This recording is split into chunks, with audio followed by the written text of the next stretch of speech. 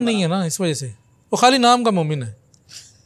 जैसा नहीं होता बंदा कहता है जी बस ये मैं हूँ मैं हूँ मैं हूँ, बीच में कुछ भी नहीं होता, खाली नाम की होता है, खाली बातें जो होती हैं, हकीकत पीछे कुछ नहीं है। तो ये उसकी तरफ इशारा है कि जिसकी मदद नहीं की गई तो उसको गौर करना चाहिए कि मेरी मदद क्यों नहीं की गई, हालांकि मैंने दावे तो बड़े किए थे।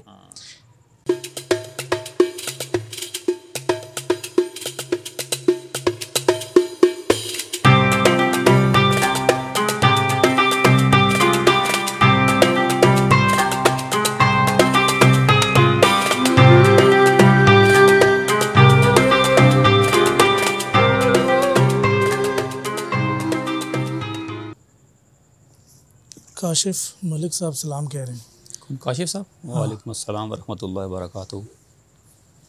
चलें जी शुरू करें। औज़ु बिल्लाहि मिनश शैतानिर रजीम, बिस्मिल्लाहिर रहमानिर रहीम। इब्नुल अरबी बैठक में खुश आमदीद। लास्ट जो हमारी बैठक थी उसमें हम लोगों ने किताब है रसाइल इब्नुल अरबी, उसमें से ताजुत तराजम रसाला है, उसको पढ़ा था और जहाँ तक पढ़ा था उससे आगे आज शुरू करेंगे। तो जो लास्ट हमारा बयान था वो पढ़ा था, वो था बयान सबब। तो आज जो बयान पढ़ेंगे है वो है बयान अक्सा, अल अक्सा। इशारा पढ़े आप मज़र इसको। किबला उला किबला सानिया के बुलंद मर्तबत होने पर दलील है कि इसके होते हुए दूसरी तरफ रुख करने का कहा गया। आप अच्छा, अक्सा से मुराद मस्जिद अक्सा है। मस्जिद अक्सा क्योंकि वो किबला था ना, दोनों किबले, इस वजह हाँ, से वो किबला की तरफ इशारा है। उस इशारे से फिर को बात निकालेंगे। इसके होते हुए दूसरी तरफ रुख करने का कहा गया। आप अलैहिस्सलाम ने फरमाया, मैं आदम के बेटों का सरदार हूँ और मैं ये फ़ख्र से नहीं कह रहा। बस बुलंद मर्तबत ने बुलंद मर्तबत की तरफ मुँह किया। अब ये तो मतलब इजी है, इसमें तो कोई मुश्किल इतनी बात है नहीं, लेकिन चलें इसको डिस्कस भी तो करते हैं। ये उस किबले की पहला जो किबला था, पहले हमारा किबला अक्सा था, फिर उसके बाद बदल के तो वो खाना काबा की तरफ हो गया किबला। और फिर ये जो पहला जो दूसरा किबला है वो पहले से बुलंद मर्तबत होने की तरफ इशारा है कि जो बाद वाला है वो पहले से बुलंद मर्तबत है। इसी तरह सारी बात है, उसका शर्फ ज़्यादा है ना, इसी वजह से उसकी तरफ मोड़ा गया। इसी तरह मोड़ा गया क्योंकि पहले की फिर उसका मतलब उतनी वो ना रही जितनी कि दूसरे की है। अगर एक जितने ही होते तो फिर मोड़ने की जरूरत। इसी तरह हुजूर अकरम सल्लल्लाहु अलैहि वसल्लम सब नबियों से आखिर में आए और सबसे बुलंद मर्तबत, सबसे अफजल। तो ये इसमें इशारे में यही है, इसमें से और कोई ऐसी बात नहीं है। लेकिन नबी पाक सल्लल्लाहु अलैहि वसल्लम ने कहा कि मैं आदम के बेटों का सरदार हूँ और मैं ये फ़ख्र से नहीं कह रहा। बस बुलंद मर्तबत ने बुलंद मर्तबत की तरफ मुँह किया, यानी कि खाना काबा की तरफ मुँह कर दिया। खाना काबा भी बुलंद मर्तबत और नबी पाक सल्लल्लाहु अलैहि वसल्लम भी बुलंद मर्तबत। हाँ बस सही है, ठीक है ना जी, और कुछ बस। हाँ ये तो वाज़ेह है। चलें जी, लतीफ़ा नेक्स्ट है जी। लतीफ़ा खुशी मोमिनीन की सिफ़ात में से है क्योंकि वो जिस पर ईमान लाए उसके इंतज़ार में हैं और जब उससे मिलेंगे तो खुश होंगे। रोज़ादार के लिए दो खुशियाँ हैं, लेकिन आरिफीन और मुहक्किकीन के लिए मार्फत के साथ खुशी जायज़ नहीं, बल्कि अगर इन पर गम जायज़ होता तो वो लाज़मन उस वक्त गमनाक होते जब ये सुनते इन्हें उनके महलों की तरफ लौटा दो। अगर इनमें शाहिद का मुशाहिदा ना होता तो वो गमनाक होते। बस मुशाहिदे में उनके लिए कोई खुशी नहीं कि इन पर उस अज़मत का गलबा है जिसने इन्हें फ़ना किया, और यही इन्हें हरकत से रोकती है, जबकि खुशी तो हरकत है और ना इसे नेमतों की खुशी है क्योंकि उसका मर्तबा इससे बुलंद है। जो कुछ इस मुशाहिदे से हासिल हुआ उसके सामने मखलूक की कोई वक़्त नहीं। आरिफीन हक़ पर हक़ की तरफ से हैबत और सुकून होता है, हैबत ही ना, हैबत और सुकून होता है, और पर्दा उठने पर ये उसी से पहचाने जाते हैं। इसका हाशिया पढ़ लें पहले ताकि बात थोड़ी वाज़ेह हो। हाशिया नंबर है जी 44। सोहेब खान साहब भी सलाम कह रहे हैं। वालेकुम अस्सलाम रहमतुल्लाहि व बरकातुहू। हाशिया नंबर 44 है, यानी उन्हें जब हक़ का मुशाहिदा हुआ तो उसके बाद क्या वो उसकी तहकीक करदा नेमतों से खुशी पा सकते हैं? तख्लीक करदा हाँ, मखलूक से खुशी क्या पाएंगे? मखलूक से खुशी जब खालिक मिल गया तो फिर मखलूक की क्या ज़रूरत? जब बुलंद मर्तबा चीज़ मिल गई तो दूसरे की जो वक़्त है वो तो ख़त्म हो गई, क्योंकि ये इससे पिछले का अक्सा से ही इसका रिलेशन है, इस वाले इशारे का भी। जो बुलंद मर्तबा चीज़ अल्लाह ताला है तो बाकी मखलूक से फिर उतना, फिर किबला हमारा तो उधर होना चाहिए अल्लाह ताला की तरफ, ना कि मखलूक की तरफ अपन मुँह करें। अच्छा जी, ये खुशी मोमिनीन की सिफ़ात, खुशी मोमिनीन की सिफ़ात में से है, क्योंकि वो जिस पर ईमान लाए उसके इंतज़ार में हैं और जब उससे मिलेंगे तो खुश होंगे। ठीक है ना जी। यानी जो खुशी मोमिनीन की है वो इसी में है कि वो जिस पर ईमान लाए इस इंतज़ार में है कि हमें उसका दीदार भी हो। अभी तो ईमान लाए, अभी ईमान लाए, देखा तो नहीं है ना, देखा नहीं है ना, यहाँ पे कुछ लगा हुआ है इधर साइड पे।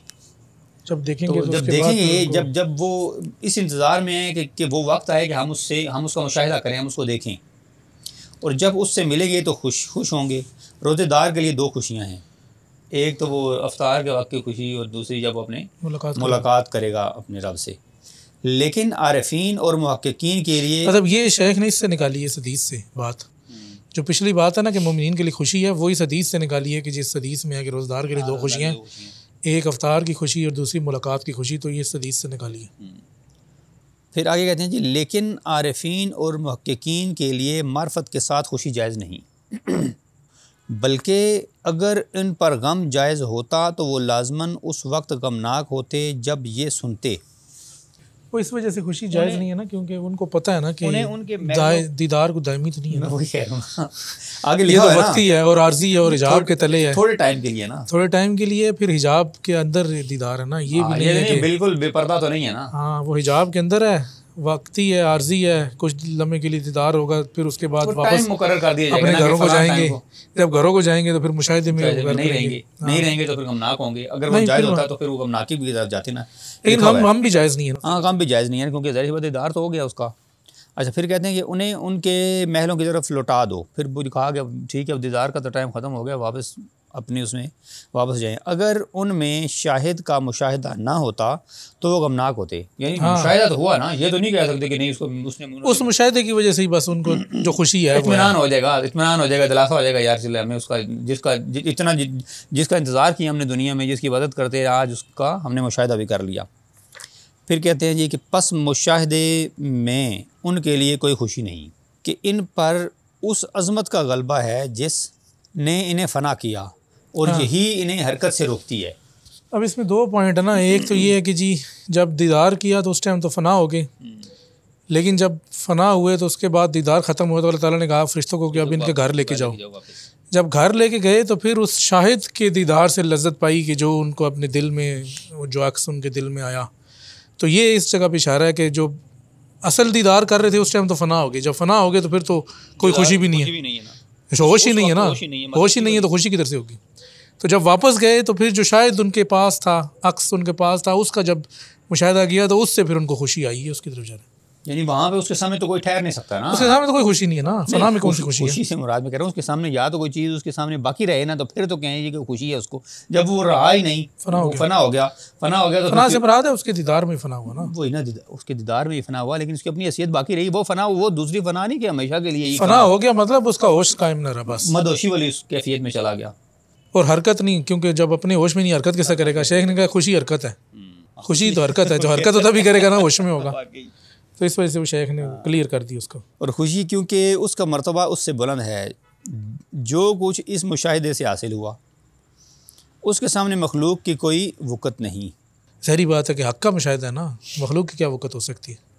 हक़ का मुशाहिदा फिर मखलूक की तो कोई उसमें, तो नेमत की क्या कदर करेगा वो? अब महल में जाके अब उसको नेमत की कदर क्या होगी? क्योंकि मैं तो असल नेमत जो थी वो, हाँ, वो मैं जब देख लिए, वो पा लिए, तो अब मैं इसको खाने पीने या ये छोटी मोटी नेमतों की कदर क्या रहेगी फिर? और हुरो कसूर और गिलमा और उनकी फिर क्या कदर है उसके सामने? वो तो बड़ी चीज़ है।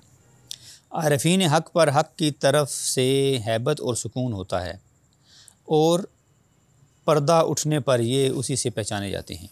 यानी कि दीदार के वक़्त उनके ऊपर हैबत और सुकून होता है। सुकून जो है वो हरकत का ना होना है, और हैबत वही, हैबत भी मतलब वही है जो हैबत के तले आके ही तो फना होना है, हैबत फना होना है, सुकून हरकत का ना होना है। और शेख ने कहा पर्दा उठने पे पहचाने जाते हैं कि जब पर्दा उठने से मुराद वापस महलों में जाते हैं। जब दीदार, पर्दा तो दीदार का ही उठेगा ना, जब दीदार होता है तो उस वक्त पहचाने जाता है कौन आरिफ है और कौन आरिफ नहीं है, क्योंकि जिस पर हैबत और सुकून होगा तो वो पहचाना जाएगा ना ये आरिफ है। हाँ, उसको पता आगे फना हो गया, खत्म हो गया, उसको पता है कि इसको इरफान था कि ये वही है। तो जो आरिफ और सुकून नहीं होगा उसको उसको हाँ उसको कोई और मामला होगा। नहीं, वो तो कहेगा मैं तेरी खड़ा हूँ, जरा मेरे रब को बुलाओ। वो वाली नहीं, वो हदीस है ना कि सारे उसको पास, जिसके पास तो एतकाद, अपनी एतकादी सूरत में वो कहेगा जी कि रब ताला की सूरत में आएगा तो वो कहेगा जी कि ठीक है। बंदे सारे जो तो आरिफ होगा वो तो पहचान लेगा उसको, तो मामले की जो नज़ाकत का वो दीदार के वाले से तो नहीं है ना, वो तो पहले है महशर, रोज़े महशर के वाले से है। ये जन्नत के दीदार, ये जन्नत के दीदार पे जाएंगे, कसीब वाली जगह, ये जन्नत के दीदार के वाले से है। मुख्तार अहमद साहब सलाम कह रहे हैं। वालेकुम अस्सलाम वरहमतुल्लाहि वबरकातुहू। अच्छा, ये वहाँ पे जो फाइनल दीदार है, फाइनल दीदार के बाद वो फिर पहले वापस जाना, फिर दीदार का टाइम होना तो फिर वहाँ पे जाना, ये वो वाली है। लेकिन मैं इसको ये नहीं कह रहा कि ये मतलब वहीं पे, मैं सिर्फ रिलेट करने की कोशिश कर रहा हूँ कि मैं कह रहा हूँ कि समझने के लिए, अगर वहाँ पे भी देखो आरिफ था, उसको उस बात का इदराक था, लेकिन वहाँ पे भी वो जो वहाँ पे भी वो पुरसुकून ही था ना, खामोश था, लेकिन यहाँ पर भी खामोश है, लेकिन हमारा रब आएगा तो हम उसको सजदा करेंगे। तो ये इससे ये भी इशारा मिलता है कि गैर आरिफ को जब दीदार होगा तो वो हरकत भी करेगा, वो तो हरकत ही कर रहा है, वो फना नहीं होगा। नहीं, फना होगा अगर देखो सजदे में तो तब जाएगा जब उसको पता लगा कि हाँ जो मेरी एतकादी सूरत थी उस पे आया है। तो आरिफ को तो पता है कि हर सूरत के अंदर वही है, जो भी है वो सारी उसी की सूरतें हैं। अच्छा जी, इशारा, निशानियाँ बहुत सी हैं क्योंकि अक्ल वालों के लिए तमाम मौजूदात हक ताला पर दलालत करने वाली निशानियाँ हैं। सो जो कोई दीगर निशानियों को छोड़कर सिर्फ़ एक निशानी पर ठहरा रहा तो उसने हक को सिर्फ़ उतना जाना जो इस निशानी ने बताया। यानी इशारा, निशानियाँ कसीर है ना, निशानियाँ तो बेशुमार हैं। उसने कहा कि तो अगर एक निशानी पे ठहरे रहोगे तो फिर तुम्हारी मार्फत कलील है, थोड़ी मार्फत है। आपने सिर्फ नहीं, फिर उसी पे भरोसा कर लिया ना, खाली उसी का ये एक ही बस वही वो जो हदीस थी, हाँ बस एक ही, वो जो रोज़े महशर वाली थी, वो एक निशानी पे थे ना, वो कहते थे इंतजार कर रहे थे, कहते नहीं जी आवे तो तां ही ऐसा सजदा कर सा, वो एक निशानी वाले थे ना। तो जो आरिफ था वो कसीर निशानी वाला था, उसने इस निशानी में भी पहचान लिया। तो ये इस सेंस में शेख कह रहे हैं कि निशानियाँ बहुत हर सूरत में असल में निशानियाँ सारी उसी की ही हैं। जो निशानी भी है दुनिया के अंदर जिधर भी देखें ना, तो अब जलवा उसी का ही है। लेकिन मसला ये है कि एक खाली उसको बुत में देख रहा है, एक खाली उसको पैसे में देख रहा है, एक खाली उसको सूरज में देख रहा है, कोई आग में देख रहा है। अब बात यह है आरिफ जो है वो तो उसको हर रंग में देख रहा है। हाँ, लेकिन अगर आरिफ सही है तो, आरिफ है तो तब ना, वैसे तो वाली तो ये उसकी तरफ इशारा है। बड़े मज़े के अल्फाज है ना। अच्छा, आगे थोड़ा सा पढ़ लेते हैं ताकि अल्फाज से भी, मौजूदात हक ताला पर दलालत करने वाली निशानियां हैं। सो जो कोई दीगर निशानियों को छोड़कर सिर्फ एक निशानी पर ठहरा, वही बात है ना, एक निशानी पर ठहरा, एक पे पक्का हो गया, तो उसने हक को सिर्फ उतना ही जाना जितना उस निशानी ने उसको बताया, बस उस निशानी तक गिरा ना, बाकी चीज़ों से वो मजूब हो गया, बाकी निशानियों से हक की मजूब हो गया और हक से भी मजूब हो गया। नेक्स्ट है जी, इशारा, जब खुश्की और तरी में फसाद फैल जाए तो ज़मीन पर चलता बन और हलाकत के खौफ से अपने अज़्म को आसमानी और उल्वी बना। जब खुश्की और तरी में फसाद फैल जाए, ज़मीन से चलता बन, ज़मीन पर नहीं, ज़मीन से, हाँ निकल जा भाई, यहाँ से ज़मीन से निकल जा, किसी और सारे की तरफ चल पड़। जब यहाँ दुनिया के अंदर बिलफर्ज ये है कि खुश्की और तरी तो इधर ही है ना, दुनिया ज़मीन है, ज़मीन में जब फसाद फैल जाए तो दूसरी जगह पे अपना, यानी दूसरे शहरों पे निकल जा और हलाकत के खौफ से अपने अज़्म को आसमानी और उल्वी बना। अब हलाकत के खौफ से जो तेरा अज़्म है उसमें उसको उठा, ऊपर उठा, यानी ऊपर की तरफ जाने की कोशिश कर। यानी कि अब ये इससे ये है कि ये जो खुश्की और तरी में फसाद फैलने से मुराद ये है कि तू दुनिया के अंदर फसाद तो फैला हुआ है, इसको हमने दूसरी तरफ रिलेट करना है। ये जो शेख का निशानी ये नहीं है कि यहाँ से खुशी होगी तो दूसरे सियारे में जरा चांद पे जो चले जाइए वहाँ पे जरा बसेरा कर रहे हैं, नहीं, दुनिया के अंदर अगर देख रहे हैं, दुनिया के अंदर फसाद तो फैला ही हुआ है ना, जब से बनी है। इसमें शैतान अपनी कितनी शैतानियत फैला रहा है, अपनी हर तरह से बंदे को ट्रैप करने की कोशिश करता है। तो वो ये है कि फिर यहाँ से चलते बन, यानी इससे सरोकार न रख। चलते बनने से मुराद यह है कि इसके साथ दिल ना लगाओ, अपना दिल उस उल्वी चीज़ के साथ लगा, अपना जो तेरा जो मतमा नज़र है वो बुलंद होना चाहिए। ये जो छोटी मोटी चीज़ें इनके ऊपर ना दुनिया में ना फंसा रहा है, इससे ऊपर दुनिया में ही सब कुछ जिस तरह के कि जी अब क्या करूँगा मैं, तूने अपना समझा ना कि मैं हमेशा इधर रहना है, तो जिसने वैसे ना सोचा हो हमेशा उसने इधर नहीं रहना, वो तो वैसे ही आगे का सोच की कर रहा होता है ना। मतलब इसमें ये भी है कि आप मौत भी ये लाकत है कि मौत जब होगी तो तू अपना आज़म बुलंद रख था कि तू आगे ऊपर जा जाएगा, वैसे बुलंद हो ही जाएगा। वो तो वैसे ही बना होता है, तो बुलंद नहीं होता, बंदा नहीं जाना तो ऊपर ही है, लेकिन चलो सारे तो ऊपर नहीं ना जाते। तो उसकी तरफ इशारा है कि मौत से पहले क्योंकि मौत बहुत बड़ी लाकत है, तो उससे पहले अपनी तैयारी पूरी रख आगे जाने के लिए। और ये ना समझ के बाद ये दुनिया ही है, मतलब यही एक सियारा है, ये दुनिया यही ज़मीन है जिसमें तूने हमेशा रहना, ये तो तू एक वक्ती तौर पे यहाँ से गुजर के फिर और बाकी मामलात पे भी जाना है ना, आगे आगे बरज़ख है, फिर हशर है, फिर बाकी मामलात भी तो हैं, उनको भी तो देखना है। सईद राजा साहब भी इस्लाम कह रहे हैं। वालेकुम अस्सलाम।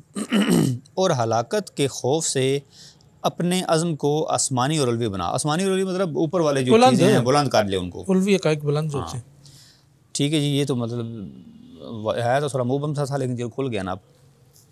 इशारा, इसमें कोई शक नहीं कि मोमिन की मदद की जाती है, इसे बेयारो मददगार नहीं छोड़ा जाता। जिसे छोड़ दिया गया वो गौर करे कि उसके साथ ऐसा क्यों हुआ, वो उस जगह ईमान मादूम पाएगा। हम पर मोमिनीन की मदद फ़र्ज़ है, ये सच्चा कौल है।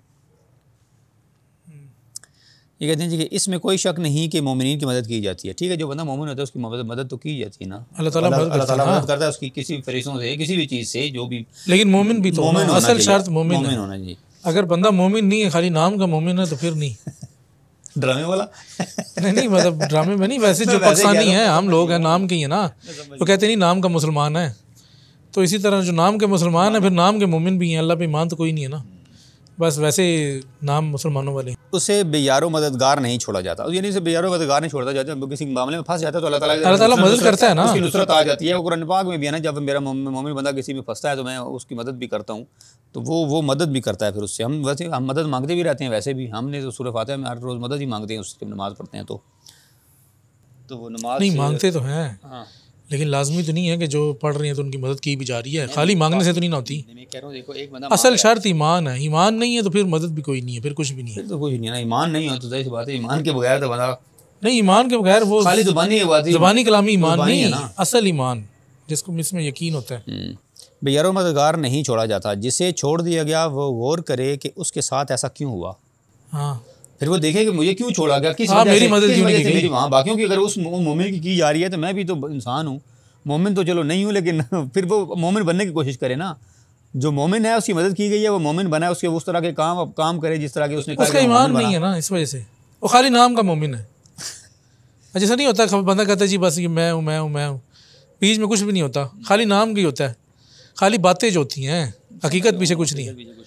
तो ये उसकी तरफ इशारा है कि जिसकी मदद नहीं की गई तो उसको गौर करना चाहिए कि मेरी मदद क्यों नहीं की गई, हालांकि मैंने दावे तो बड़े किए थे। वो इस जगह ईमान मादूम पाएगा, अरे गलत उसको ईमान है ही नहीं, उसने देखा मेरा तो ईमान, वो जगह पे अगर गौर करेगा तो पता लगेगा मेरा ईमान कोई नहीं, खाली बातें थी। मैं तो खाली ज़ुबानी कलामी मुसलमान था, असल में मुसलमान नहीं था। नहीं, मैं खाली ज़ुबानी कलामी ईमान के दावे कर रहा था, मेरे पास असल ईमान तो था ही नहीं। हम पर मोमिनीन की मदद फ़र्ज़ है, ये अल्लाह ताला का सच्चा कौल है। वकान हक़्क़न अलैना नस्रुल मोमिनीन, कि हम पर मोमिनीन की मदद जो है वो फ़र्ज़ है, या हक़ है, या वाजिब है। तो ये बात सच्चा है, कौल है।